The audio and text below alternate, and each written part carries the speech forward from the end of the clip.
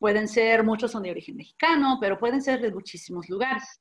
Se escriben de manera bilingüe y su español se ve bastante diferente al español de personas que se crean en otros lugares. ¿Y a dónde se fue la presentación? Perdón, es que había olvidado poner la grabación. Ya se está grabando. Perfecto, muchas gracias. ¿Sigo? Sí. Lo dejamos así. Tú continúa. Ok. También queremos un curso que ayude a que todos los estudiantes aprecien las variedades del español que hay en el mundo, pero a la vez tienen que aprender términos y conceptos. Lo siento, es un curso de gramática. No puedes acabar este curso exitosamente sin saber lo que es un sujeto, un objeto directo, el modo indicativo subjuntivo, el pronombre sujeto. Todo eso se tiene que aprender al alumno. ¿Estamos de acuerdo en eso? ¿Sí? Puede haber otros cursos que solo tratan, ¿verdad? Ideologías lingüísticas, actitudes lingüísticas, ¿no? Este curso, no pretendemos hacer eso. Queremos que sea una combinación de gramática, ¿sí? Pura y dura, pero también con esta parte de variación. Entonces, a ver cómo avanza esto.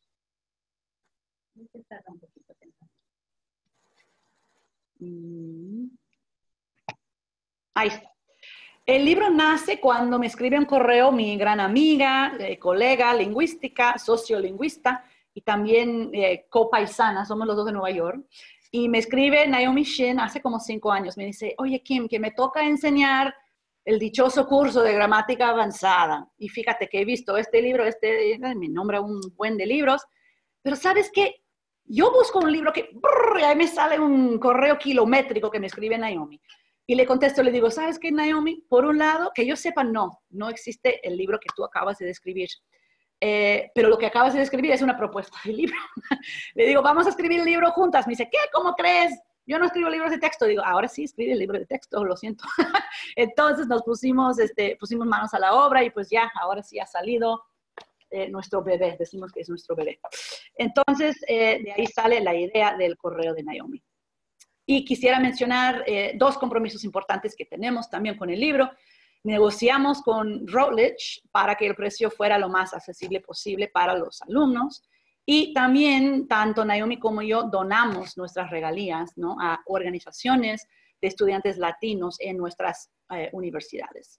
En mi caso, la Universidad de Illinois en Chicago tiene un programa de Study Abroad en verano en Oaxaca, de 4 semanas de duración. Ahí está el enlace. Creo que después van a tener acceso a la presentación quizás para que puedan bajar todos los enlaces, ¿no? En fin, empecemos. Les platico un poquito varios temas que hay en cada capítulo. El capítulo 1 es una visión un poco global, ¿no?, de qué se trata el libro. Estudiamos temas como la lengua como significador social, dialectos y el prestigio de dónde viene. Empezamos mirando los varios dialectos del español. ¿Qué es lengua? ¿Qué es dialecto? Eso también lo tratamos. Mucha gente todavía hoy en día tiene la idea, por ejemplo, de que el español es una lengua, pero el zapoteco es un dialecto. Entonces, pues tratamos de hacer myth-busting, ¿no?, de cazamitos de ese tipo, para que la gente entienda lo que es un dialecto, lo que es una lengua. Les explicamos que el español es una lengua que tiene varios dialectos. Se puede concebir los dialectos como sabores de helado, ¿sí? Podríamos decir que el español de Puerto Rico es chocolate y el de Guatemala es fresa y el de México es vainilla, ¿verdad? Que todos son sabores diferentes, ¿sí? Ahora, también para concebir un poco el concepto de dialecto, les decimos, si tú entras a una tienda de helados, ¿no?, como el Cold Stone Creamery o Jenny's Ice Cream o lo que sea, ¿verdad? O Michoacán, ¿no? Y entras y le dices a la dependiente, un helado, por favor. ¿Te puede dar algo? No te puede servir nada porque no has especificado el sabor, ¿verdad? Entonces, podríamos decir que el helado no existe. El helado no existe sino a través de sus sabores, ¿sí? De la misma manera, las lenguas no existen sino a través de sus dialectos. Todos hablamos un dialecto de nuestras lenguas, ¿verdad? Algunos hablamos varios dialectos de nuestras lenguas. Entonces, les hacemos entender que hay variación en el mundo y después pasamos a preguntarles, a ver, ¿el chocolate es mejor que la fresa? ¿O la vainilla es mejor que Rocky Road o que Mint Chocolate Chip? Y se ríen, no, ¿cómo va a ser mejor un sabor de helado que otro? Y les decimos, pues exactamente, lo mismo con los dialectos. Un dialecto no es mejor intrínsecamente que otro. Lo que pasa es que en la sociedad un sabor se eleva. Un sabor llega a tener el estatus. Y todo el mundo dice, ay, ojalá yo fuera también vainilla, pero yo soy chocolate. Pues ni modo, tengo que aprender vainilla para conseguir trabajo, para que me hagan caso en la escuela, etcétera, ¿no? Les queremos hacer entender que si bien es cierto, todos los sabores, todos los dialectos tienen el mismo valor, ciertos tienen más prestigio que otros. Y esto es muy importante que lo vean. Usamos también ejemplos del inglés porque, pues, al fin y al cabo, estos chicos se crían en Estados Unidos y a veces les pilla un poco más de cerca los ejemplos del inglés. Les explicamos, por ejemplo, el inglés afroamericano permite that coffee cold, o that coffee be cold, como vemos aquí en la columna B. También permite la estructura I don't want none, ¿sí? Mientras que el inglés mainstream US English diría I don't want any, ¿sí? Pues lo mismo con el español, ¿no? Hay gente que dice llegaste a tiempo y otra gente que dice llegaste a tiempo. Hay gente que dice te lo traje, otra gente dice te lo truje. En Estados Unidos se puede decir te llamo para atrás, mientras que en otros lugares se diría te vuelvo a llamar, ¿sí?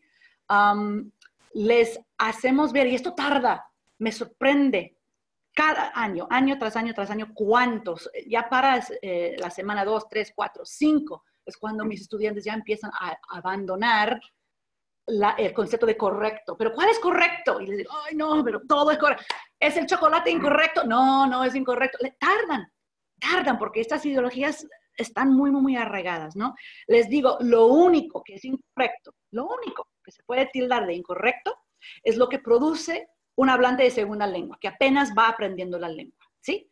O podemos generar a propósito ejemplos de lengua que son incorrectas, que se notan con el asterisco, ¿no? Ellos fuiste, sorry, nobody says that, es incorrecto, right?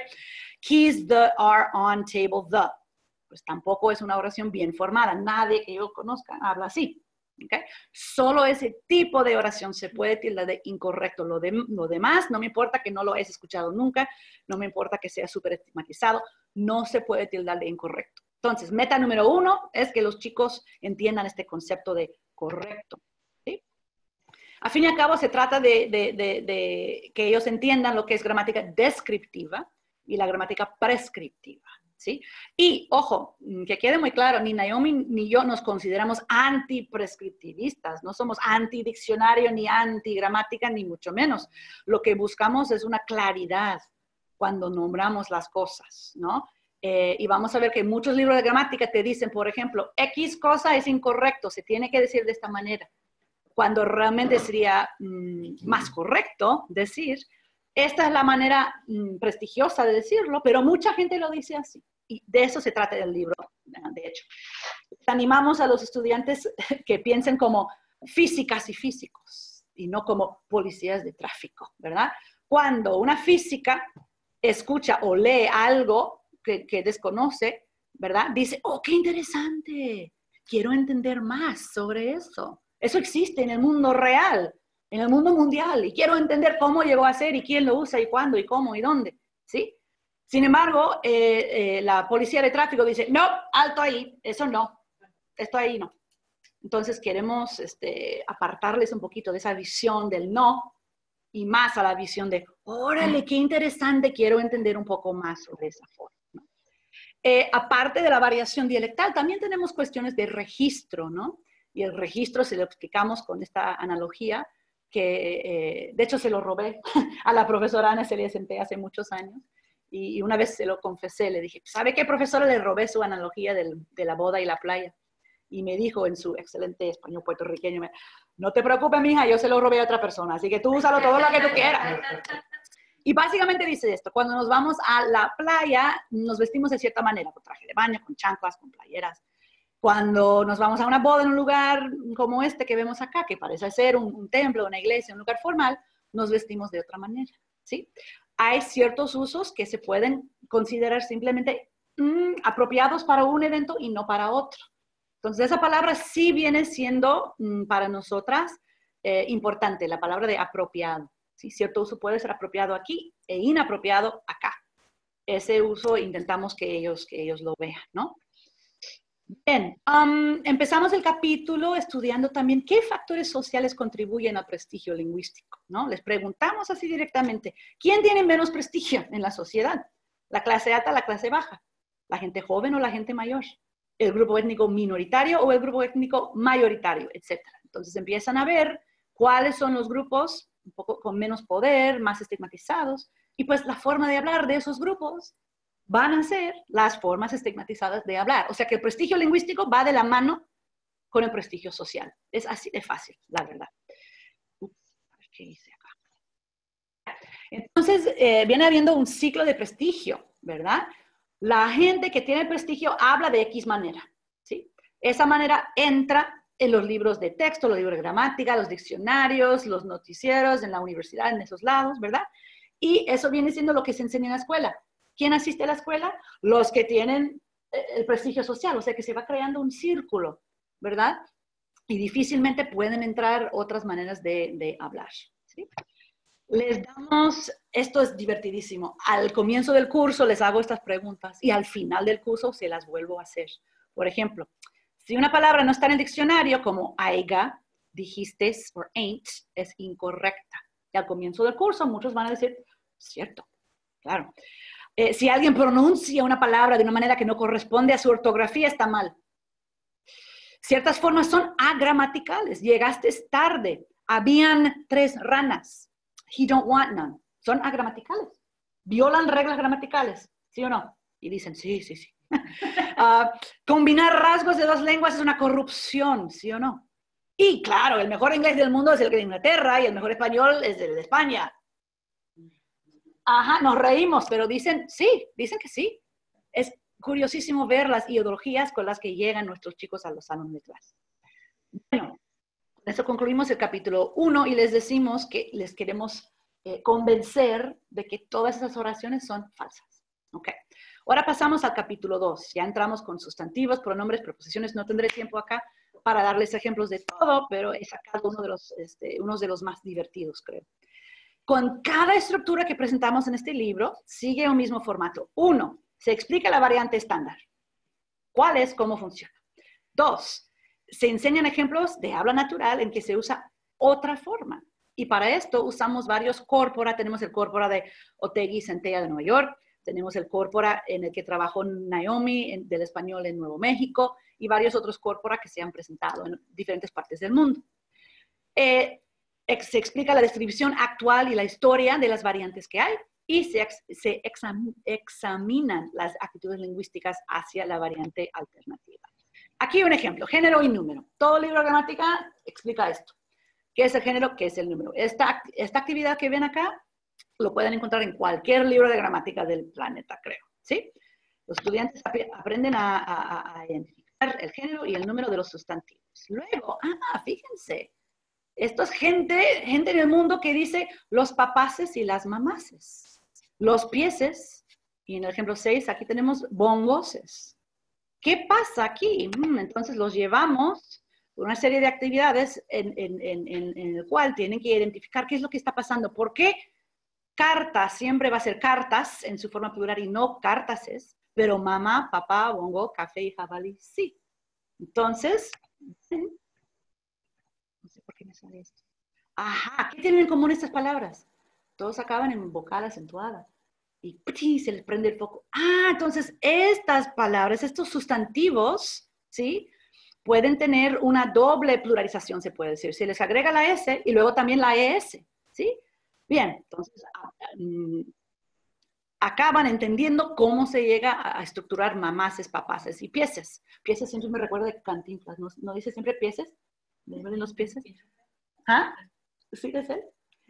Los pieses les dicen, wow, órale. Entonces, pues luego pasamos al dónde se usa. Yo, al empezar este libro, pensaba que solo en la República Dominicana, por lo menos solo me había llegado esa idea de que allá se usaba. Pero nos fijamos que acá en el Atlas Lingüístico de Castilla-La Mancha de España también se da este uso, súper interesante. Y luego vemos cuáles son las actitudes en el mundo hispanohablante sobre esta forma. Bueno, la Real Academia muy tajantemente dice, el plural de café es cafés. ¡Pum! Se acabó, ¿verdad? No admite ninguna variación.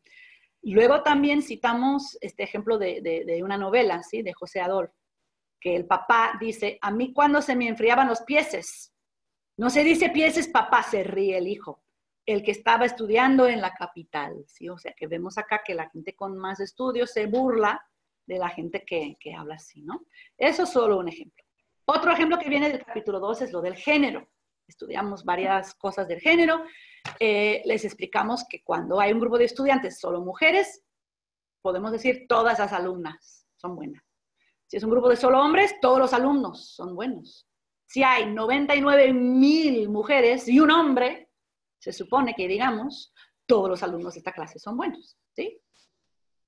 Sin embargo, tenemos varios ejemplos, entre ellos la política española Viviana Aido, también la expresidenta de Argentina, también la Kirchner, también, cuando se dirigía al Congreso, los miembros y las miembros de esta comisión, ¿sí? Y claro, la RAE entró a una convulsión total diciendo que es artificioso, innecesario. Pues nos preguntamos, ¿se trata de sexismo o no? Los estudiantes ahí dan su opinión. Aquí veo otro ejemplo. No hace falta médica, porque según alguna gente, médico ya engloba a ambos sexos. Pero hace falta azafato, porque llamarles azafata a los hombres ofende su masculinidad, ¿verdad? O sea que esto hay que estudiarlo bien, ¿no? También les presentamos, no hay muchos estudios, pero algunos que indican muy claramente que cuando uno dice médicos, ¿sí? Y pregunta a varios grupos de estudiantes que dibujen en quién, o que escriban en quién están pensando, son hombres, son hombres. Y cuando dicen médicas, piensan más en mujeres, ¿sí? O sea que estos términos realmente no engloban lo que uno asumía que englobaran, ¿no?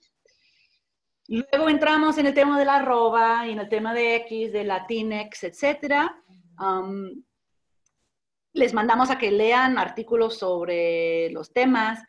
Les diré una cosa, les confieso que nosotras en el libro usamos el género masculino genérico. Lo usamos. Siempre que los dirigimos a los estudiantes, decimos ustedes los estudiantes. No usamos lex estudiantes, ni usamos loas con arroba estudiantes. Fue una decisión práctica, difícil, pero por lo menos lo reconocemos, ¿no? Reconocemos que eso fue lo que hicimos y que quizás en una futura edición cambiemos de idea, ¿no? Pero creo que vale la pena estudiarlo. Por último, en el capítulo 2 les presento algo que hicimos sobre los pronombres sujeto, ¿ok? Para empezar, ¿qué es un pronombre sujeto? No te puedes graduar, digamos, de esta clase sin saber lo que es un pronombre sujeto. Ahí los estudiamos, ¿ok? Las interrogativas, todo libro de gramática te dice que en una interrogativa el pronombre sujeto es pospuesto al verbo. ¿Cómo te llamas tú? Si es que lo vas a incluir at all, right? ¿Dónde dejaron el libro? Ellas. ¿Por qué llegaste tú tarde? Etcétera. Luego les damos de nuevo un ejemplo de un corpus. ¿De dónde tú vienes? ¿Cómo tú te llevabas? Y los estudiantes lo tienen que mirar y decir, ¿qué está pasando acá? Oh, están poniendo el pronombre sujeto antes del verbo. Entonces les ponemos algunos ejemplos. Aquí en Chicago es interesante porque el 90% de nuestros estudiantes son mexicanos y no dicen que tú sabes, cómo tú te llamas, qué tú quieres. Yo creo que si alguien que usa este libro en Nueva York, por ejemplo, los estudiantes van a decir, bueno, así hablamos, esto es normal, ¿no? O sea que tiene ese toque también. Entonces, les hacemos notar que todos estos artistas que acaban de ver y la gente que prepone el pronombre sujeto antes del verbo en las interrogativas, ¿de dónde vienen? Vienen del Caribe. Entonces hacen una investigación sobre el español del Caribe. Y si uno busca, por ejemplo, por internet, quiénes hablan el peor español en Latinoamérica, sale Cuba, Panamá, Puerto Rico, República Dominicana. Sobre todo República Dominicana, que sufre de una autoestima lingüística por el suelo, ¿no? Aquí tenemos una cita bastante fea, ¿sí? De Gabriela Alfaz, que entrevistó a una señora cubana que critica, ¿sí? Él habla de los cubanos negros. Entonces, pues proponemos a los estudiantes que quizás esto se trate de un racismo, simplemente de un racismo, ¿sí? Otro uso interesante de los pronombres sujeto es el uso de vos. Una pregunta, ¿por qué en todos, el 103% de los libros de gramática española en el mundo presentan vosotros? El libro que no tenga vosotros no se publica. No se publica. ¿Y cuántas personas sobre la faz de la Tierra usan el vosotros? Excepto en la UNAM, ¿eh? Ah, sí, ustedes lo presentan. No incluimos el vosotros. Fantástico. No incluimos el glosario. Pero, otra pregunta, ¿incluyen el vos? No. Ah, bueno, ok, you're halfway there. Mexicana. You're halfway there. Okay, Halfway. that's good, you're halfway there. Pero pues... Te aclaro que en Argentina nosotros estudiamos vosotros y en nuestros libros de gramática el vos no aparece y el vosotros. Fíjate. Esa es la pregunta del dinosaurio acá. El dinosaurio que pregunta, ¿no? Que dice, ¿por qué está vosotros en todos los libros y el vos no cuando es casi el triple del número de hablantes? El vosotros. ¿No? Y muchos profesores me dicen, ay, pero ¿qué tal si el alumno va a España? Quiero que esté familiarizado con el vosotros. Pues muy bien que esté familiarizado con el vosotros, pero tiene 3 veces más probabilidad de encontrarse con un voceante. ¿No sería mejor presentarle el vos también? No, el vos no. Entonces, bueno, ahí entramos. En este libro sí cubrimos el vos y sus conjugaciones. Pasemos al capítulo 3. Ahora son los verbos. Un capítulo muy divertido. Conjugaciones. Tienen que saber conjugar todos los verbos en todas las personas, números, tiempos, modos, todo. ¿Incluyendo el vos? Incluyendo el vos. Y esto puede ser un poco seco, pero pues lo siento, tienes que aprender a hacerlo. Una vez que ya dominen esto, miramos el pretérito. Nos detenemos aquí un momento en el pretérito. La segunda persona singular del pretérito. Estudiaste, bailaste, viste, dirigiste, ¿cierto? De nuevo, unos corpora, aprendiste, llegaste, estuviste, viniste. ¿Qué está pasando aquí? Claro, nuestros estudiantes dicen, no, así hablo yo, así habla mi mamá, así habla todo el mundo. ¿Qué tiene? Y me imagino que en Nueva York lo verían y dirían, no, eso es diferente. O sea que los caribeños van a pensar que esto es nuevo y diferente para ellos. Entonces, les explicamos lo que es una regularización lingüística, ¿sí? Les explicamos con el inglés, ¿sí? La mayoría de los verbos en el pasado en inglés acaban con ed, ¿sí? Walked, talked, right? Muchos acaban con ed. Luego hay verbos irregulares. Go is not goed, it's went. Eat is not eated, it's ate, right? Pero ciertos verbos se están regularizando. La forma de los diccionarios, o antiguamente correcta se puede decir, they dream era dreamt. Last night I dreamt. Yesterday I leapt. The tree crept. He dove into the pool. Pero ¿qué pasa? Mucha gente ahora está regularizando con la forma más común. Dreamed, leaped, creeped, dived, and kneeled. Okay? Lighted is another one. Lighted and lit, I think, están en variación libre total ahora. I hear it everywhere. I hear lit and I hear lighted. Okay. Entonces les presentamos este hecho de que la segunda persona singular del pretérito en español es la única forma de la segunda persona que no tiene S. Entonces simplemente estos hablantes están agregando una S ahí, ¿no? Pero claro, está altamente estigmatizado. Tienen que buscar por internet. Ellos lo hacen, ponen dijistes y ven lo que dice la gente. El Instituto Cervantes, sorry not sorry y'all, but they have a página called el Museo de Horrores. Y dijiste, está ahí. Right. Y luego también, lo que ven aquí en medio de la página, nosotros vamos a muchos blogs donde la gente que tiene interés en español y la lingüística hacen preguntas unos a otros y consultan, tengo una duda y así. Y aquí lo que vemos, dijiste es incorrecta. Right? La forma dijiste es incorrecta. Dijiste es un vulgarismo, suele aparecer en determinadas zonas geográficas. La gente ahí opina de estos temas. Otra cosa que miramos, la pluralización de haber presentacional. ¿Okay? Ellos tienen que llevar este chart con su mamá, su papá, sus amigos, su vecino, su tía, ¿sí? Y pedirles que traduzcan. In that class there were 23 students. Y es fascinante ver cuántos dicen había y cuántos dicen habían, ¿no? Entonces, sumamos todos los resultados en un Google Drive y vemos todo junto y, wow, qué interesante. ¿Cuáles se pluralizan más? ¿Cuáles se pluralizan menos? Para mí, el que un estudiante entre a un curso de gramática de este tipo y sale con la idea de que haber presentacional es singular, siempre punto se acabó. Ok, si esa es tu meta, muy bien. Yo prefiero tener esta meta siguiente. Que entiendan, como hizo esta chica. ¿Sí? Esto es un examen que les apliqué el otro día. ¿Por qué habían tantos carros? ¿Qué pasa aquí? Dice, la pluralización del verbo haber presentacional. Normalmente el verbo concuerda con su sujeto, pero esto aquí, tantos carros, no es un sujeto, sino un objeto directo. ¿Ok? Oh, esto ya me saca la lágrima. Yo digo, qué bien, que entienda eso. Para mí va mucho más allá que saber, no, tiene que ser singular, había, y punto, se acabó. ¿Sí? Que sepan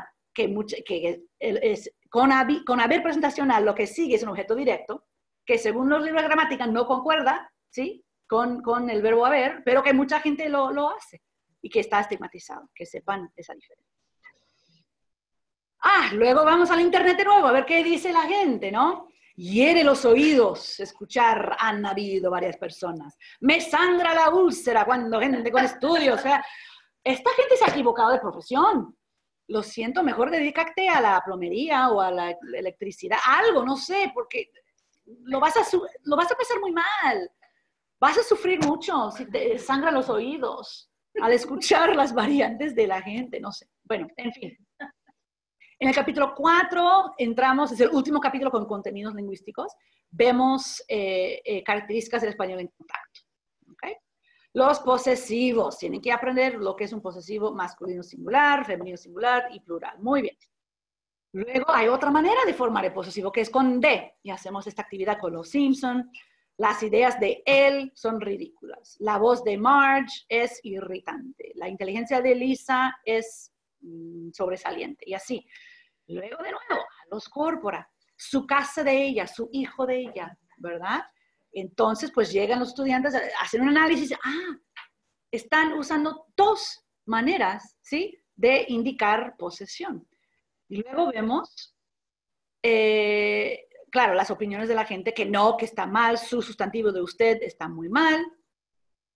¿Sí? Check this one out. En México se escucha, en general, la gente de clase media y alta lo considera un modismo de la gente naca o pobre. Nice, very nice. Es lo mismo que cuando la gente agrega una S a los verbos, ¿sí? Hiciste, viniste, dijiste, se considera naco o indio.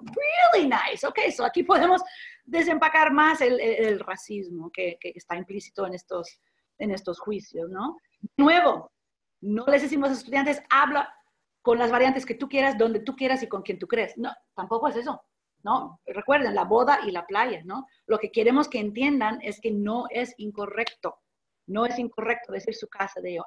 Y por cierto, llegan a ver que no se dice mi casa de mí, tu casa de ti. No, que solo ocurre con la tercera persona. ¿Y por qué? Solo con tercera persona. Y se ponen a pensar y a analizar. Porque su casa es ambiguo. Puede ser de él, de ella o de usted. Con razón, solo con la tercera persona. Es una aclaración. Ellos de ellos. Sí, su casa de ella. Entonces ahora sé de quién están hablando. O sea que si lo pensamos, tiene mucho sentido. Tiene mucho sentido and it's increased comprehension, right? Okay. Ahora, se estarán preguntando, ¿pero esto funciona? Hay que ver si esto funciona. Bueno, Naomi Shin con una colega hicieron un estudio y a un grupo de estudiantes les dieron una prueba antes de tomar el curso, sí, antes de estudiar estos temas de esta manera y después de estudiar con estos materiales. Tenía 3 partes el examen, ¿no? Si conocían las estructuras gramaticales y su terminología y cómo y cuándo se usa, o sea, lo básico de un curso de gramática típico de todos los días, ¿right? 2, conocimiento de la variación sociolingüística y 3, sus actitudes hacia la variación, ¿sí? Y lo que vieron, aquí ven el crecimiento en su conocimiento gramatical, el poder nombrar y describir las varias estructuras estudiadas, ¿no? Vemos que tanto la rayita azul, que es de los hablantes de herencia, como la rayita roja, que es de los second language learners, ¿verdad? Los güeritos, los que no hablan español en casa, entre los dos grupos vemos un crecimiento. Es curioso ver, no es curioso, a lo mejor ya lo entenderían, que los second language learners ya empezaron con un conocimiento metalingüístico más alto que los hablantes de herencia. Tiene sentido, porque el alumno de segunda lengua, cuando aprende el español, lo aprende con los nombres. Cuando aprende el pretérito, aprende que se llama pretérito, ¿no es cierto? El hablante de herencia habla en su casa y no sabe que esto se llama pretérito, ¿sí? Bueno, aquí vimos el crecimiento del conocimiento lingüístico. Acá, el crecimiento en la variación sociolingüística. Y por último, sus actitudes. Consideramos correcto esto, se trataba de una actitud positiva y abierta, ¿sí? Vimos que sí, mejoraron sus actitudes. Unos testimonios, dice esta chava, antes de tomar esta clase pensaba que mis compañeros y la maestra me iban a juzgar porque yo no sabía mucho sobre gramática. No conocía nada de objetos directos, cambios de código, pronombres, pero ahora sí aprendí a distinguir y describir la manera que hablo. Yo siempre pensaba que mi español era malo, porque yo no seguía las reglas de mis libros de texto de high school o porque yo usaba mucho slang, pero este curso me enseñó que cada persona aprende su dialecto español y tenemos que respetarlo. Si una persona habla un poco diferente, no sigue las mismas reglas, tiene sus propias reglas, ¿sí? No quiere decir que no sepan hablar la lengua. Y esta persona dijo, he aprendido que cada dialecto tiene sus reglas y patrones, que un dialecto suene diferente o raro no significa que el hablante sea menos inteligente. Y esta muchacha fue a la República Dominicana y había escuchado antes de ir que el español de allá es muy feo. Y dice, y lo creí. Lo más me ha beneficiado de este curso será esa idea, not judging ways of talking. ¿Okay? Oye, esta última parte, he cambiado para no ser producto de mi sociedad, sino un agente para afectar mi sociedad, para afectar el cambio, ¿no? En conclusión, vemos que los muchachos sí aprenden gramática, saben decirte que haber presentacional se trata de un objeto directo, que no, todo eso bonito que queremos que digan, lo saben decir. También aprenden sobre la variación, ¿sí? Y cambian, podemos decir que mejoran, ¿verdad? Sus actitudes, o pensamos nosotros que es una mejora, ¿no? Que aprenden a ser más abiertos a la variación. Bueno, creo que aquí, por concluida mi parte, y pues se puede abrir a preguntas, ¿no es cierto? Bueno, muchísimas gracias. Bien, pues vamos a dejar de compartir ahora la presentación para poder pasar a la sesión de preguntas y respuestas. Antes de comenzar con esta sesión, nada más quiero hacer una pequeña reflexión con ustedes para decirles por qué pensé que era importante que Kim viniera y nos presentara este libro y por qué creo que es importante para todos los profesores de español, enseñemos gramática o no. En la UNAM tenemos nuestro curso varios cursos de gramática para formar a profesores y también tenemos los cursos de variación lingüística, pero no están unidos y esto me parece que es magistral.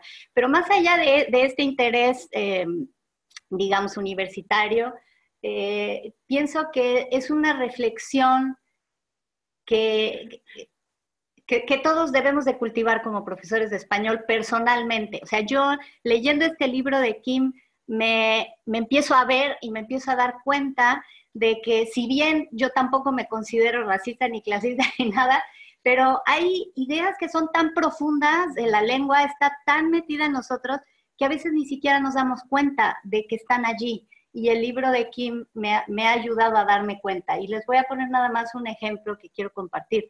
Yo no soy bequeísta y entonces me siento muy orgullosa. Soy salva, no soy bequeísta, tampoco soy laísta, tampoco soy leísta. Entonces me siento muy orgullosa de eso. No lo digo, pero a veces lo siento. Y entonces resulta que no me había dado cuenta de esto, pero de pronto mi hijo es bequeísta. Me acabo de dar cuenta. Me acabo de dar cuenta que lo estoy corrigiendo constantemente y quitándole ese D, porque en esta casa no somos bequeístas, ¿ok? Yo soy su mamá y entonces si yo no soy bequeísta, porque él sí. Y entonces ya viendo su cara de fastidio me di cuenta, ¿pero qué estoy haciendo? Y justo leí el capítulo donde habla Kim sobre bequeísmo y dije, bueno, es que estoy segura de que en México los compañeros de mi hijo de su generación, ya los he escuchado, ¿no? Algunos son bequeístas, quizá esto se está generalizando. No es que no puedo yo tomar esa decisión por él. No porque sea su madre, puedo decidir si va a ser o no va a ser bequeísta. Igual que, aunque España sea nuestra madre patria, no nos va a decir cómo tenemos que hablar en México. Y esto es muy interesante, es muy profundo, no nos damos cuenta. Estamos tomando un taller con una profesora española que está invitada en el CEPE y nosotros nos conectamos por videoconferencia. Muy interesante, una mujer española muy conocedora de la variante mexicana, muy entusiasta de la variante mexicana, pero ayer llegamos a un punto en el que dijo, no, el hasta y el no hasta de los mexicanos, allí sí me van a perdonar, pero es lo único, es de lo poco que en México se hace mal con el español. Y llegó más allá, dijo, bueno, yo seré laísta, pero me corrijo.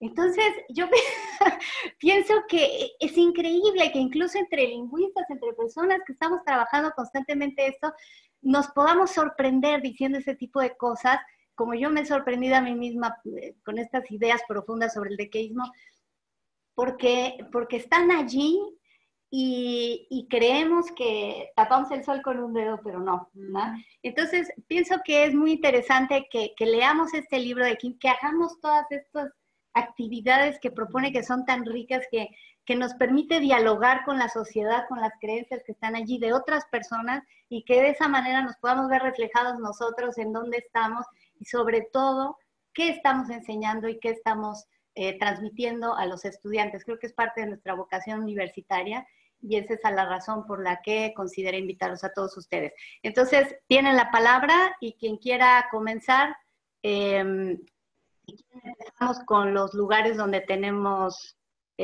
agrupaciones de personas. ¿Qué les parece si empezamos con el CEP de Ciudad Universitaria? ¿Alguien quiere tomar la palabra?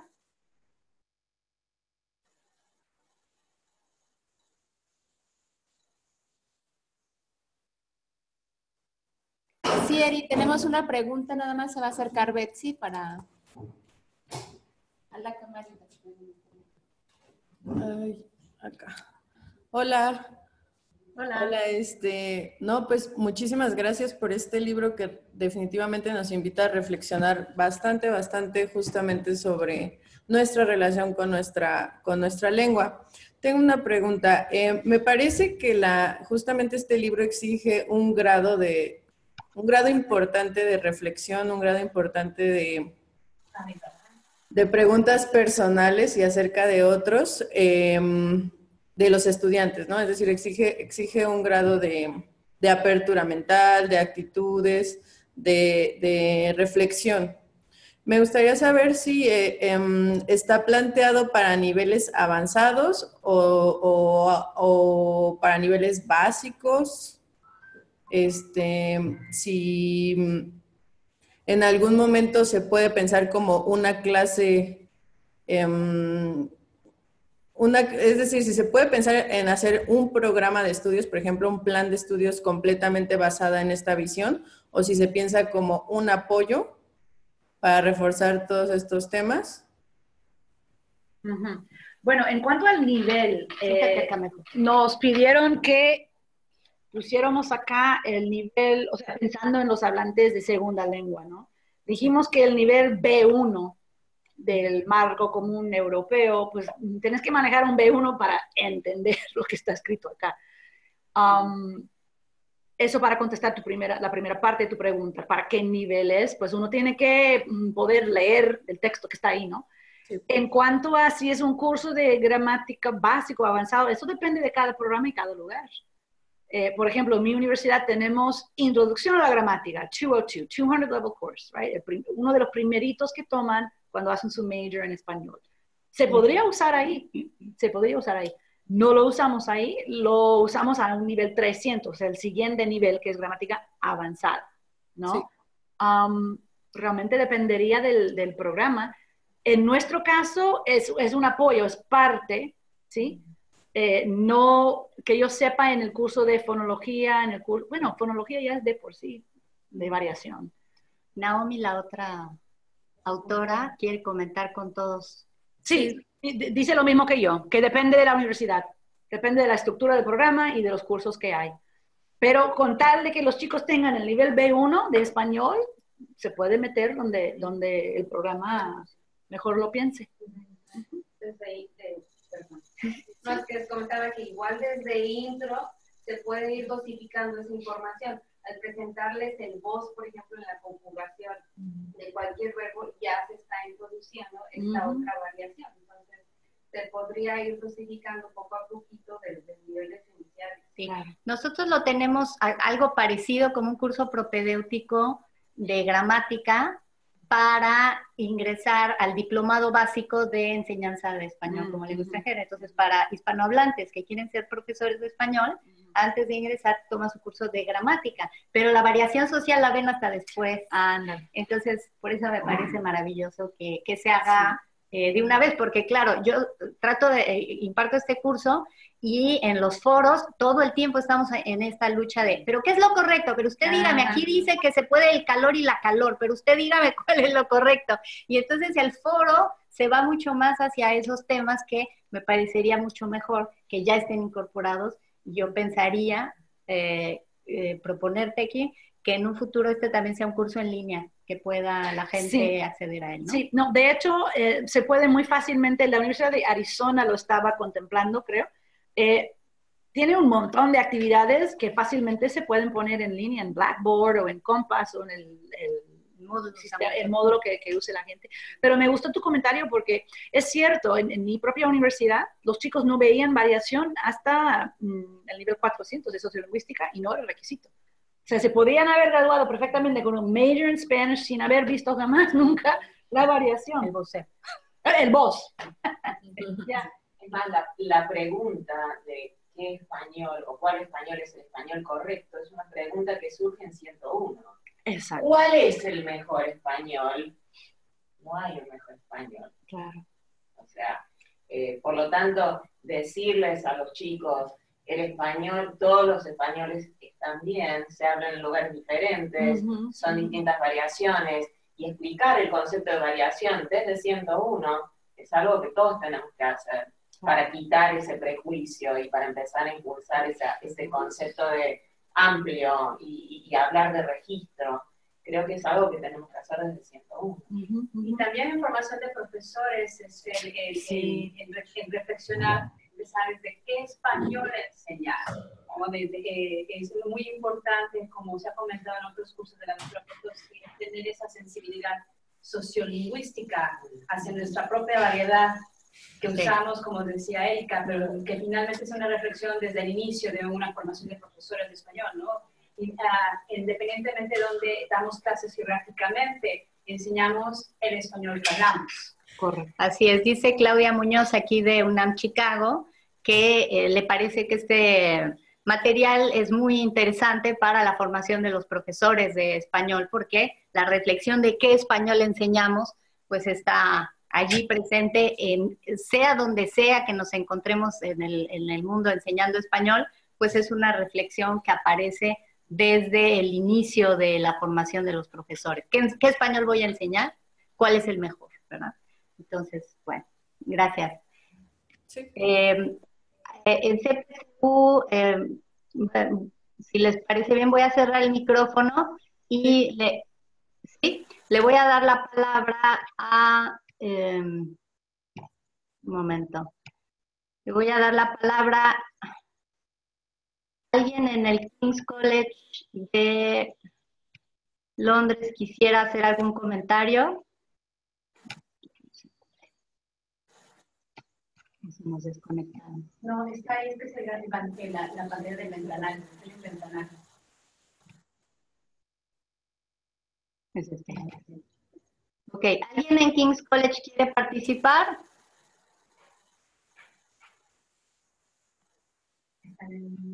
Están buscando cómo. Yo les puedo quitar el mute. Ya les quité el mute, ya pueden hablar. De su lado lo han de tener puesto. ¿Me oís? Sí. Ok.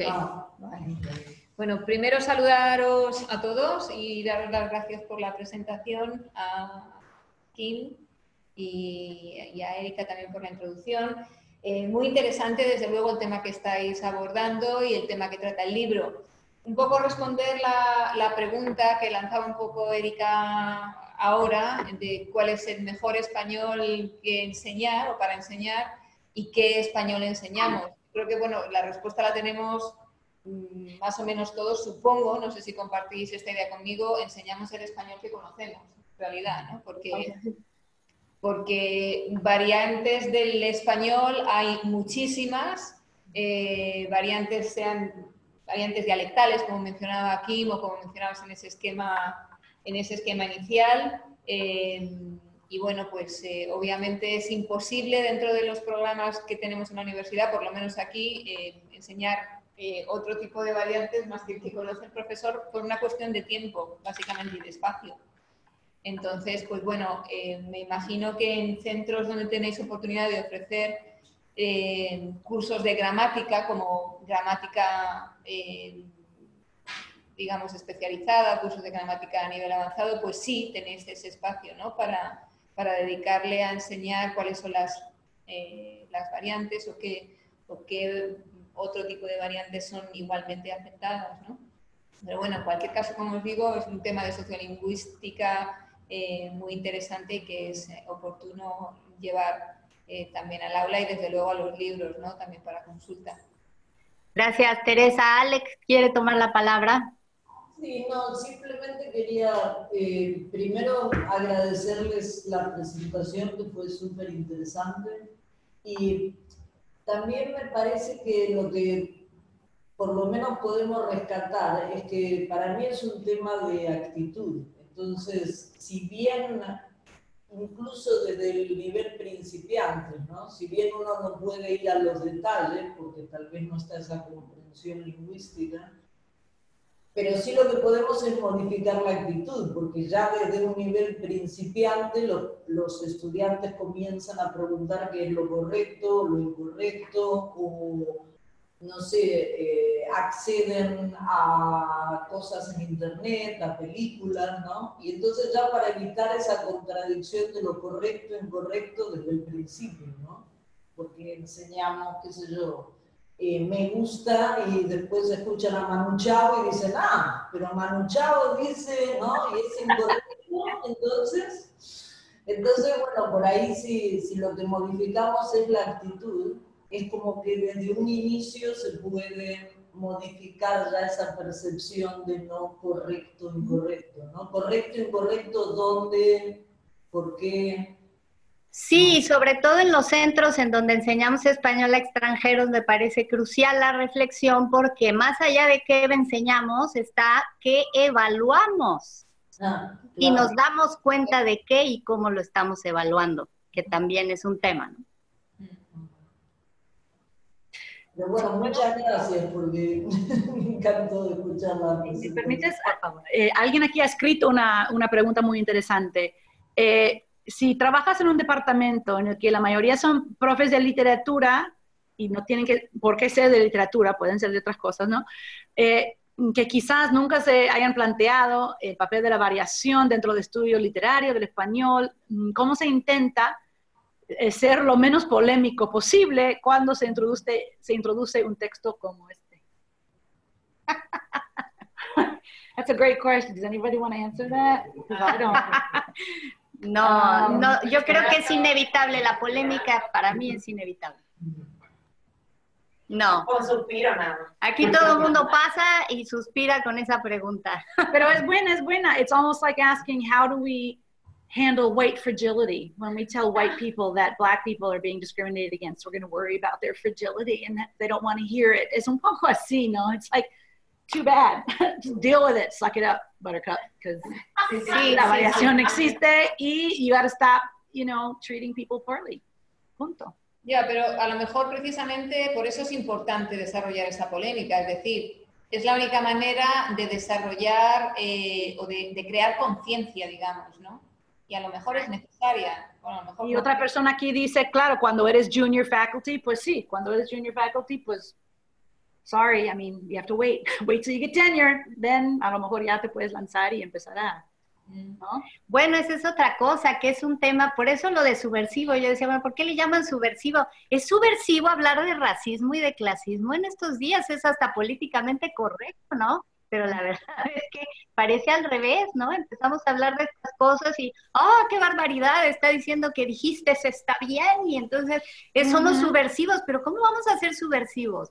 Digo, verdaderamente, yo estoy pensando este tipo de cosas como, ay, no, en México usan mal tal cosa. Es como decir, miren, me encanta su variante mexicana, su piel morena es hermosísima, pero este lunar, ese sí que no se lo dejo pasar. Este lunar aquí sí, a ver cómo se lo quitan, porque no se puede, o sea, en fin, me gustan mucho tus analogías a lo largo del libro y me ha invitado a hacer también otras analogías. Mi analogía más socorrida en los últimos meses es que las lenguas se comportan como seres vivos y que evolucionan hacia donde tienen que evolucionar de acuerdo con las necesidades de sus hablantes y que nosotros no podemos hacer nada al respecto. Yo entiendo perfectamente que Kim no haya tomado ninguna decisión respecto de el sexismo del español, que con un hablante, bueno, que se utiliza el masculino como genérico, ¿no? Y ella dice, qué pena, pues no he tomado ninguna decisión. No, no es pena, yo siento que es lógico que no hayas tomado ninguna decisión, porque no es un fenómeno, o sea, es un fenómeno que está en proceso de cambio y no sabemos cómo se va a generalizar al final. O sea, hay una necesidad de los hablantes que se está gestando allí y que la vamos a ver realmente resuelta quizás en los próximos 50 años ya se podrá tomar esa decisión. Claro. Ahorita no, porque hagas lo que hagas, no vas a incidir en los millones de hablantes del español. Y esas son las dos fuerzas, ¿no? Tienes la voz del pueblo, la lengua gastada del pueblo, y tienes los que quieren frenar el cambio lingüístico, las academias, los diccionarios, los libros, los profesores, etcétera. Siempre pierden.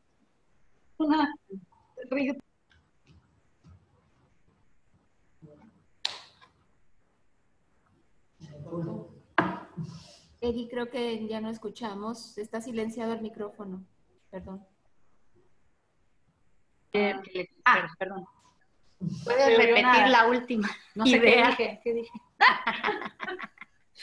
De las dos fuerzas.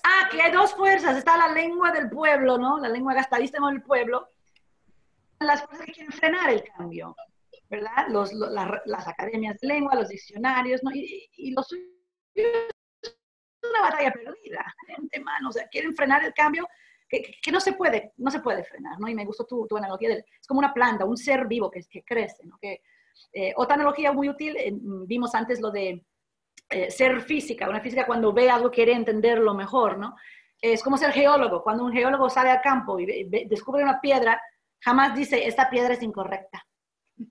Incorrecta, no, sería ridículo, ¿no? El geólogo dice, pero mira qué piedra más interesante, pero ¿cómo llegó a ser así? ¿Cuáles son los componentes y la temperatura y la presión? Y hablando de la calor, sale la calor en el libro, por cierto. ¿Sí? Así que entonces animamos a la gente a que vea el mundo un poco más así, con esos ojos de descubrimiento. Pero les platico también una cosa que me parte el alma, porque mis estudiantes estudian conmigo 16 semanas de todo esto y al final ya llegan a decir, o dejan de decir que cuál es la forma correcta o eso es incorrecto y llegan a ser muy sociolingüísticamente abiertos y enterados, ¿no? En sus otras clases, con colegas míos que trabajan conmigo, ¿no? Les llegan a decir incorrecto, hasta una persona hizo así. No, eso no lo puedo escuchar. Entonces, pues, ¿qué haces? Yo lo que les digo a mis estudiantes es lo siguiente. En el mundo te vas a topar con gente así. Te vas a topar con gente... Bueno fuera que todos hubieran leído esto o tendrían, ¿no? una actitud más abierta, pero lástima, te vas a encontrar con gente así. ¿Qué vas a hacer tú cuando te digan eso? Te puedes callar porque pues la nota o no ofender o lo que sea, o puedes decir algo quizás, que es otra postura que puedes tomar. Y de hecho, por primera vez, llevo varios años dando este material en formato PDF, ¿no? En sus formas ya incipiantes. Este semestre, por primera vez, vamos a hacer un trabajo final de curso en el que vamos a redactar todos juntos una carta, una sola hoja, ¿sí? Con bullet points, así súper al grano, a los profesores de este tipo, a los profesores que siguen con su pluma roja y el así no se dice, ¿no? Sobre el por qué. Miren, entiendo que usted quiere que yo me vista con ropa de la boda, ¿sí? Y eso lo respeto y se lo agradezco. Pero quiero que también entienda que me está humillando y que no es la mejor manera de hacer crecer a la gente, ¿no? Sí, bueno, a mí me impactó mucho en mi vida personal una frase de Kim que me escribió para preguntarme si conocía algún artículo publicado sobre el fenómeno de la primera vez. Sí. La primera vez. Entonces, la primera vez. Yo no me había dado cuenta y empecé a comentarlo con mis colegas en México y encontré todo tipo de reacciones, desde, ¡ay, no, eso está terrible! Y no, ya se sabe y está documentado que no se debe decir así, hasta, bueno, el que dice, sí, yo hablo así, o sí, yo lo he escuchado, etcétera, ¿no? Porque, sí, y entonces le escribí aquí y me contestó, sí, ya basta de humillaciones lingüísticas. Y yo digo, nunca había pensado en esos términos, entiendo de dónde viene, porque aquí en Estados Unidos es lo que veo, que el español, que se habla aquí, que no es otro que una combinación de, no combinación, sino una variedad de dialectos del español, mayoritariamente en mexicano, el mexicano aquí en Chicago, por ejemplo, o el caribeño en Nueva York, ¿verdad?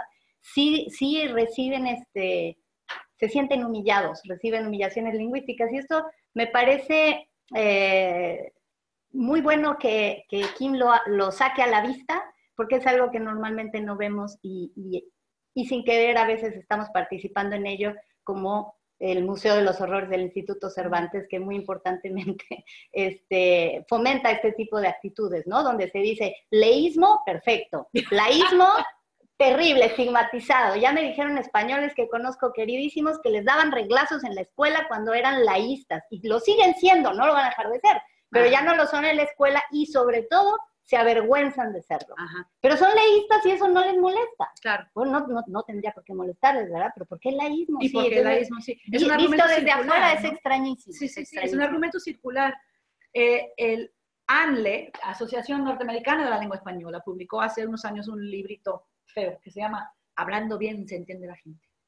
Y son 100 y pico páginas de, no se dice, regañando. Un manual de Carreño del español. ¿No? Diciéndoles a los hispanounidenses que su forma de hablar está mal, right? Page after nasty page, no se dice. Claro, ciertas cosas dicen que está bien porque están en los diccionarios. ¿Cuándo entra en el diccionario? Cuando esté bien. O sea que es un argumento totalmente circular. No propone ese libro en ningún momento, no tiene ninguna propuesta sociolingüística, ¿no? De por qué ciertas cosas entran y están bien y otras cosas no. Es simplemente realmente lo que no quisieron decir, pero lo que se vislumbra ahí, cuando la gente de prestigio lo empieza a usar, entonces entra al diccionario. Y a veces, tristemente, los integrantes de esas academias de la lengua no son lingüistas. Rara vez lo son. Pero se sienten autoridad. Bueno, ¿alguien en alt quisiera tomar la palabra? ¿Les cedemos la palabra? Ahí viene doña Tere.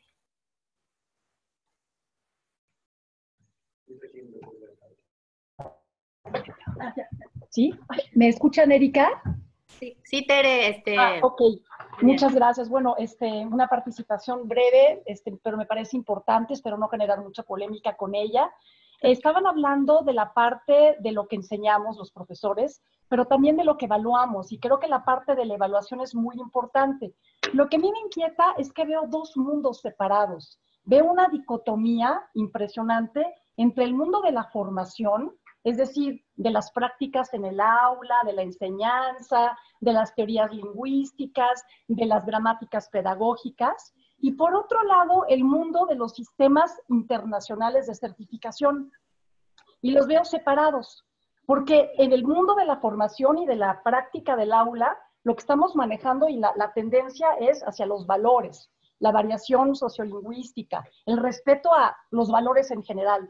Pero los sistemas internacionales de certificación, en las lenguas en las que exista, por ejemplo, en español, el CICL, en francés, el DELF, el DALF, el CELI en italiano, etcétera, realmente significan, muy en lo personal, un freno al cambio lingüístico, un freno a la variación lingüística, porque lo que están manejando estos sistemas es la lengua de prestigio, es insistir en la corrección.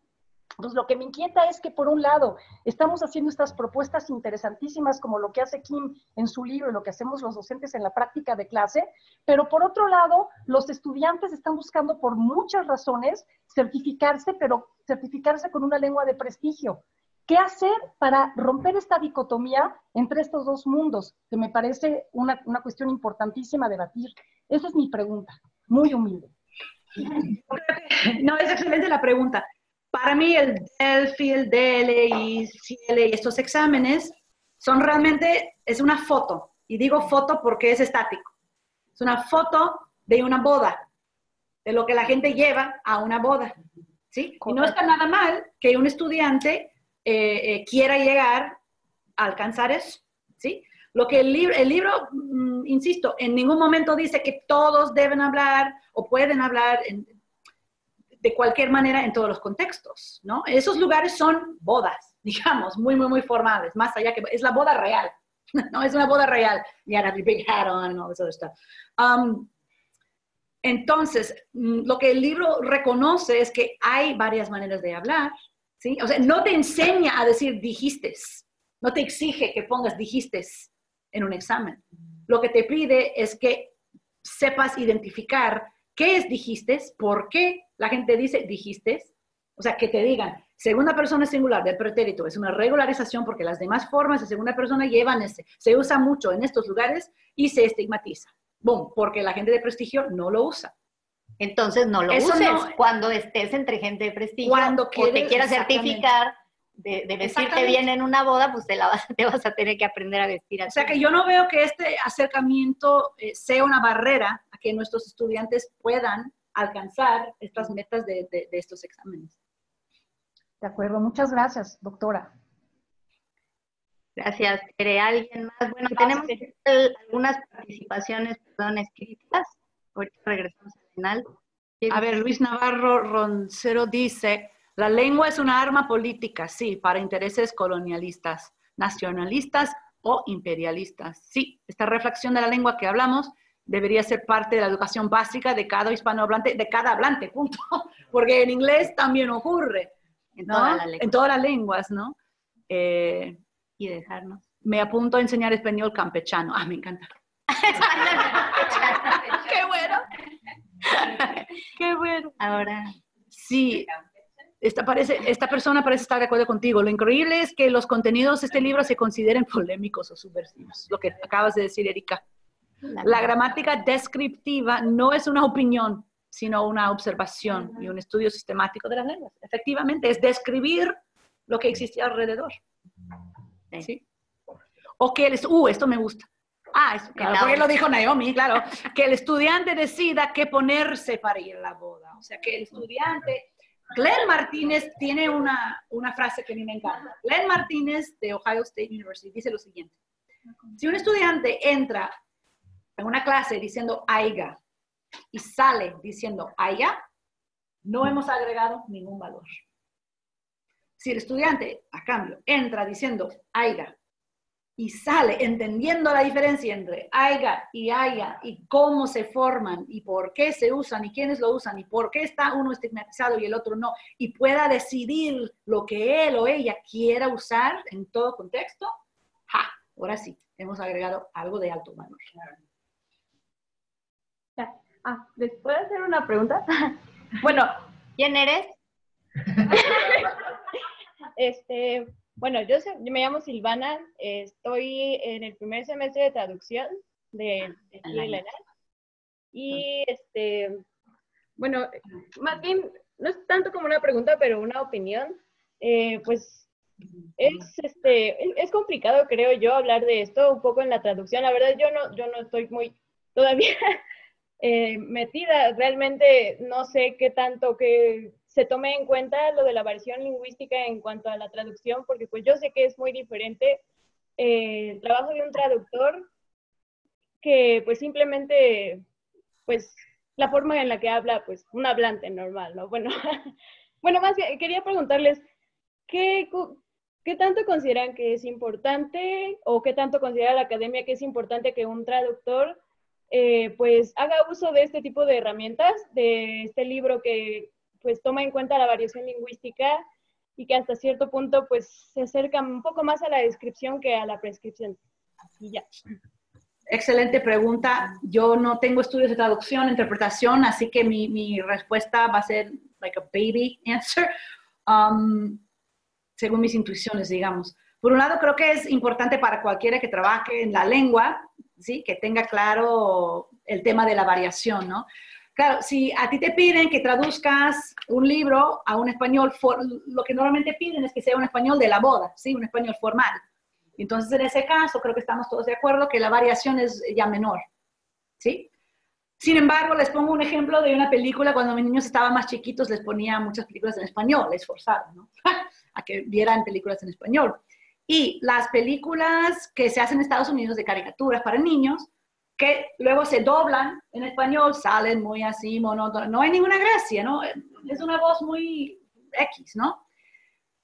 Con una excepción, creo que ahora ya hay más excepciones, pero en aquellos tiempos la película de Shrek fue la primera que me tocó ver en donde respetaron la variación. Porque, por ejemplo, en el Shrek, en la versión original en inglés, está el burro, la figura del burro, interpretado por Eddie Murphy. Y él usa un inglés afroamericano. Divino, divino. Que tiene sus efectos también chistosos, ¿no? Bueno, cuando hicieron Shrek en México, Eugenio Derbez hizo el papel del burro. ¿Y por qué no fuiste? ¿Y por qué no me dijiste? Y así, y hace el papel ya, o sea, anima bastante la película y capta la esencia de lo que realmente, ¿sí?, los productores de la película quisieron dar a entender. Creo yo, sin burlarse, habrá gente que quizás piense que eso es negativo, ¿no? Que por qué los que hablan inglés afroamericano tienen que ser, a mí, literalmente un burro, por favor. Right? Sure, esa crítica tiene su lugar, pero lo que quiero decir es que para mí, si lo que tú vas a interpretar o traducir es ese personaje. Tiene, si la variación, si la versión original, ¿sí?, está dicha o escrita de una manera para captar cierta cosa, cierto sabor, digamos, creo que sería bueno que en la traducción se intentara hacer algo parejo, ¿no? No siempre se puede. Yo me acuerdo una vez leí un libro de Woody Allen, un humor así judío, neoyorquino a la perfección. Lo tradujeron en español, estaba yo en Barcelona leyendo, y digo, this isn't funny at all. This is not funny. This is terrible. Si yo fuera español y agarrara este libro, I would say, this guy's awful. Who would read him? ¿No? Pero claro, no hicieron buena traducción de la obra. And you know much better than I do. La traducción, la interpretación es una tarea sumamente difícil. Sumamente difícil. Pero solo te puedes ayudar, creo, si tienes una buena base en la variación. Excelente, muchas gracias. ¿Alguien más quiere tomar la palabra? Está abierto el micrófono a todos. Nomás digan yo. Podemos ver de este lado también. ¿Sí? No, ya leí. Ahí está bien. Sí. Levantó. Exactamente. Esto. Y después quiero leer este. Hola. Estás dada de alta como Juan, pero ¿cómo te llamas? Sí, perdón, soy Daniela, pero mi computadora se llama Juan. Muy bien, Daniela, bienvenida. Hola. Bueno, yo estoy muy interesada en los migrantes retornados, que ahora es un punto difícil entre nuestros dos países, y justamente porque la discriminación que están viviendo los migrantes retornados en México quizá a veces es mucho peor que la que reciben en Estados Unidos, y tiene que ver fundamentalmente con su variante lingüística. Entonces, estamos dando clases para estandarizarlos. Y mi pugna siempre es como, bueno, pero hay que explicarles sociolingüísticamente qué está pasando con su variante, ¿no? Como no nada más dar reglazos y, o sea, explicar el porqué de la discriminación. Entonces, me parece que puede ser un texto fundamental y muy importante en este momento político en México, a todos los niveles educativos, para romper justamente esa discriminación de la que nos venimos quejando, pero que nosotros como mexicanos infringimos todo el tiempo a nuestros compatriotas que vienen volviendo de situaciones tremendas, ¿no? Sí, de hecho, acabo de leer, creo que tú fuiste quien escribió algo de ese tema, y le dije a Erika, después de que hable esta persona, quiero tratar ese tema, pero era tu tema. Sí me tocó trabajar durante un tiempo con los retornados. Lo de retornados no me convence del todo, porque sí, algunos jamás... Estamos tratando de buscar otra...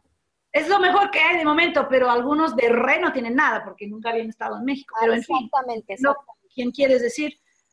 Me tocó trabajar con un grupo de retornados en Oaxaca, y efectivamente su integración lingüística, académica, social en las primarias y secundarias y hasta universidades mexicanas es tremendamente difícil por lo mismo, ¿no? El mexicano promedio típico.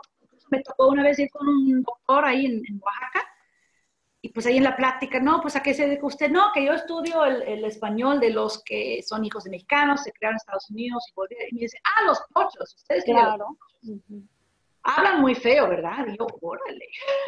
Y este señor que se supone que tenga cierta educación, que entienda quizás, es que su mamá era mexicana, su papá norteamericano, una cosa así. En fin, estoy muy de acuerdo contigo que existen, hay bastantes barreras para estos jóvenes. Es decir, realmente, yo lo que veo, por ejemplo, en la UNAM, en la CEPE y también en Puebla, he visto unos movimientos muy fuertes para incorporar, ¿no? Que los maestros tengan cierta preparación, cierta familiaridad con la variación sociolingüística. Claro, es que ese es el primer problema, que los profesores, si son egresados de letras hispánicas, vienen con una formación estructuralista, hispanista, filológica muy fuerte, en donde todo es tratado como vicios del lenguaje. Y los que vienen de otras áreas, pues ni siquiera han tomado nunca sociolingüística. Ya. Entonces, a la hora de enfrentarse a este tipo de estudiantes, pues claro que es como a reglazos y a librazos con el diccionario, ¿no? No, y lo peor... Es fundamental un libro como el tuyo que pueda ser como un libro base para formación de profesores. Sí, no, gracias. Y me alegra saber que la UNAM, por ejemplo, está tomando este tema muy en serio. Y igual de malo, quizás peor, estos jóvenes que hablan un inglés excelentísimo, like they speak English like I do, llegan a su salón ahí en México y la maestra de inglés les regaña, dicen que hablan mal el inglés, cuando hablan 30,000 veces mejor que la maestra. Claro, So, these kids no encuentran ningún safe space where they can just be and not be criticized. Muy bien, tenemos a alguien con la mano. Muchas gracias, Daniela, y le vamos a dar la palabra a Alexis, que levantó la mano por allí. Hola, Alex. No te escuchamos. Te vemos muy bien, pero no te escuchamos. No te escuchamos. Si quieres, mejor escríbenos en el chat tu pregunta. No te escuchamos. No te escuchamos. Mientras la escribes, vamos a leer el comentario de Naomi. Ah, ok. Oh, sí, dice Naomi que tenemos PowerPoints. Todos estos temas ya tienen PowerPoints desarrollados y los pueden encontrar en la página web que mencionamos varias veces a lo largo del libro. Ajá, donde hay PowerPoints. También hay enlaces, no hay nada más frustrante que poner un enlace y el estudiante va y el enlace ya está roto, ¿sí? Entonces, lo que pueden ir es ir a Petoskey.org y ahí van a ver si se rompe un enlace o deja de funcionar, nosotros lo actualizamos para que siempre haya contenido. Y lo bueno es que siempre podemos agregar más contenido. O sea, si estás estudiando el capítulo 3 un día, vas a la página y ves algo nuevo ahí, ¿sí? Que puedes usar en tu clase. Nos preguntan cuál es la editorial. Ah, ya lo escribió Naomi. Naomi ha estado contestando las preguntas en el chat. Gracias, Naomi. Está cuidando a nuestro bebé. Y que, por cierto, me encanta que digas que la idea de Kim es la idea de Naomi también, con la mía. Sí, perdón. No, que entre las dos ha nacido este bebé, realmente. Muy bien, excelente. Alex, no te escuchamos, pero te pido que pongas por escrito en el chat tu pregunta y con mucho gusto la leemos y la contestamos. Voy a aprovechar estos últimos minutos para cerrar la sesión, porque ya no tenemos mucho tiempo, pero tengo un par de anuncios que hacer. El primero es que nos está compartiendo Kim un flyer que les voy a hacer llegar por mail a todos ustedes, donde la editorial ofrece un 20% de descuento en la adquisición del libro. Entonces, para que lo usen quienes estén interesados, pero sobre todo para que lo propongan como compra para sus bibliotecas, si les interesa que el libro se encuentre en la biblioteca de su universidad o de su centro, pues quizás sería una propuesta interesante. Ustedes saben que siempre estamos buscando en los centros cómo mejor gastar el presupuesto que tenemos para libros, y pues esta es una recomendación que todos podrían aprovechar. Les vamos a mandar el flyer de todas maneras también para que lo tengan. La otra cosa que les quiero comentar es que derivado de esta presentación, nos contactó un profesor de Indiana University en Bloomington, que es conocido de Kim Potowski, pero nos contactó simplemente porque vio anunciada esta presentación en nuestra página de Facebook, y nos ofrece presentarnos un libro muy parecido al que presentamos hoy de Kim, pero el libro de Kim es, vamos a decir, morfosintaxis con variación social, y que nos propone el profesor César Félix Brasdefer, un mexicano que es catedrático allí, es profesor de español y lingüística en Indiana University, escribe un libro que se llama Pragmática del Español, contexto, uso y variación. Entonces, igualmente es un libro para enseñar pragmática, pero desde el punto de vista de la variación, cosa que nos parece muy interesante, y en principio propusimos hacerlo el viernes 25 de enero.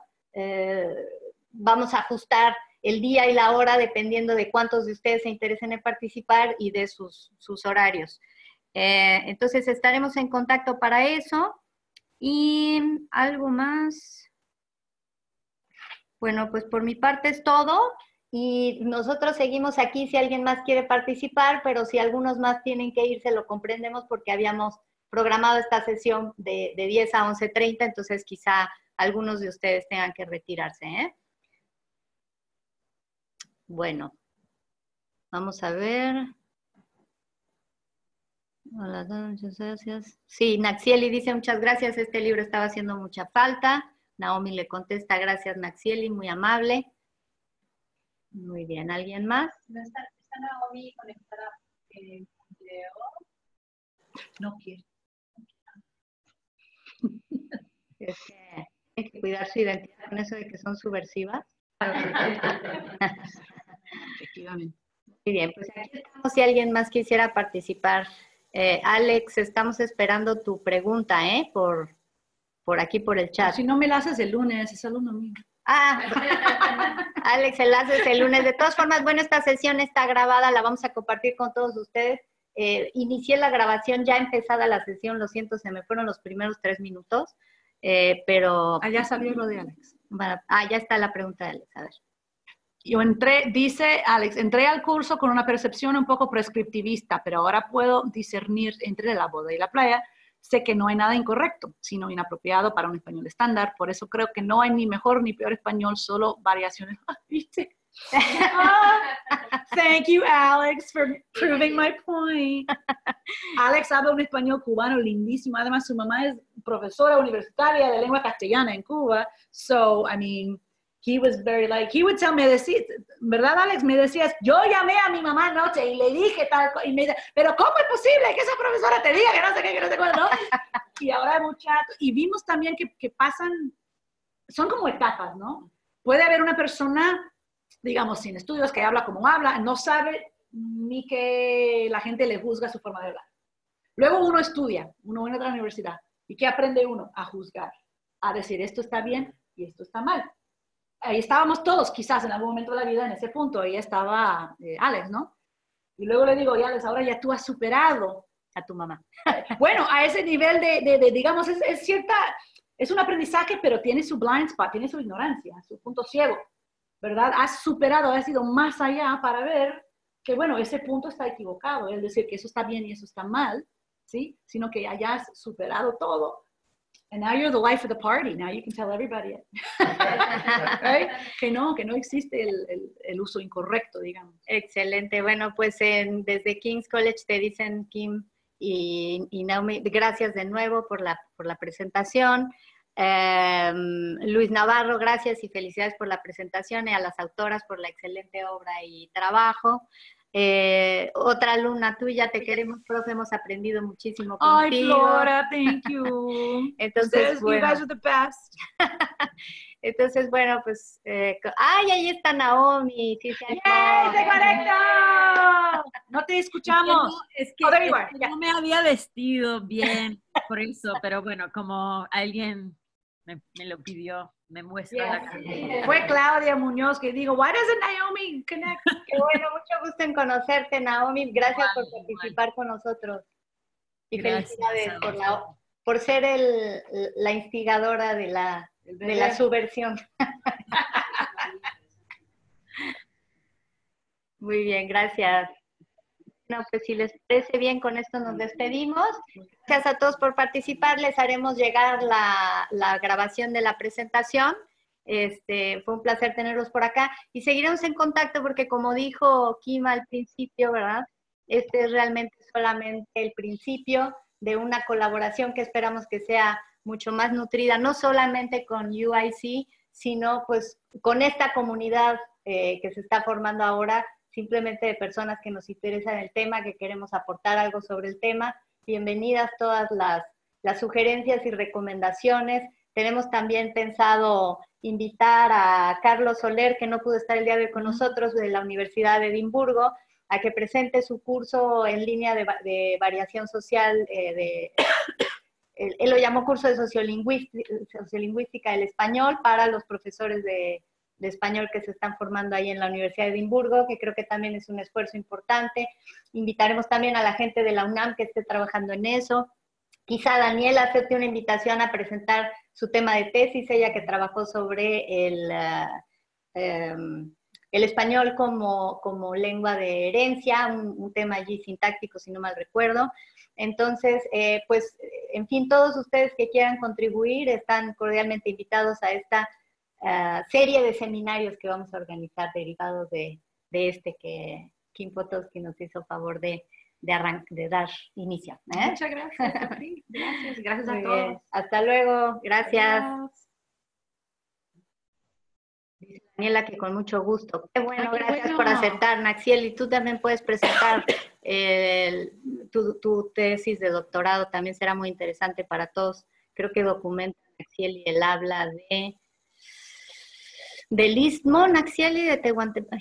Fantástico. No estoy segura, pero ella trabajó, me parece, lengua indígena. En fin, están todos invitados. Mucho gusto y muchas gracias por participar. Voy a terminar la sesión para todos. Sí, ya sé dónde. Quiero ver si alguien más tiene la manita levantada. No, ya son estos los que quedan. Muy bien, hasta luego. Voy a parar el recording. Yes.